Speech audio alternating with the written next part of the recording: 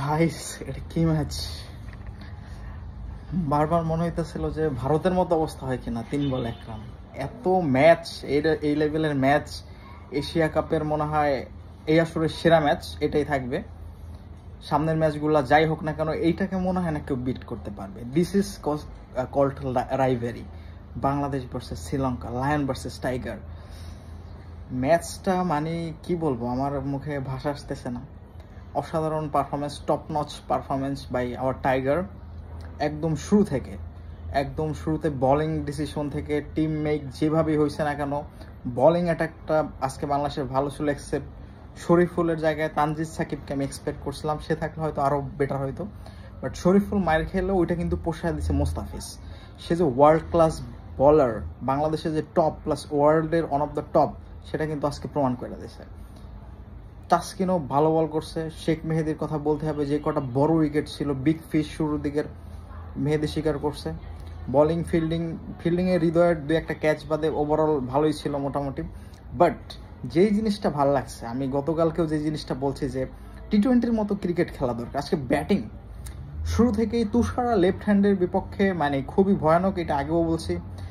Team management Parvez Hossain ইমনকে এই কারণেই রাখে নাই, ভাবছে যে সাকিব হয়তো তানজিদ তামিম কিছু একটা করতে পারে, বাট সেটাও হয় নাই, সে ডাক মারছে। বাট ভাই সাইফ হাসানের ইনিংসটা বিশ্বাস করেন চোখে লাগার মতো। আমার মনে হচ্ছিল যে বিরাট কোহলি এশিয়া কাপে থেকেও আছে।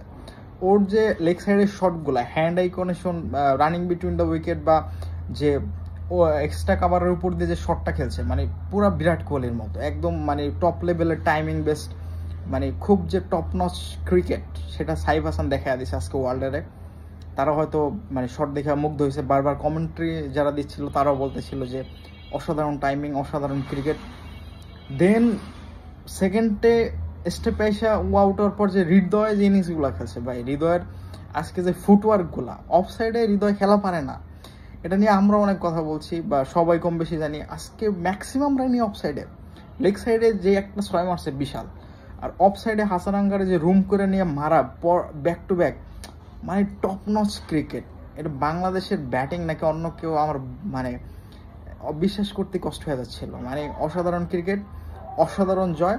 শ্রীলঙ্কা ভাবতেই পারে যে ছোট ভাই তোমাদের আইন আমরা আসলে ভুলই করছি, কারণ এরকম যে বাস খাবে তারা হয়তো কল্পনাও করে না। But Bangladesh Sri Lanka is now real rivalry in Asian cricket. Asian সাইডে ইন্ডিয়া পাকিস্তান কিছুই না, মেইন রাইভেরি হচ্ছে বাংলাদেশ এবং শ্রীলঙ্কা, যেটা প্রুভ হয়ে গেছে।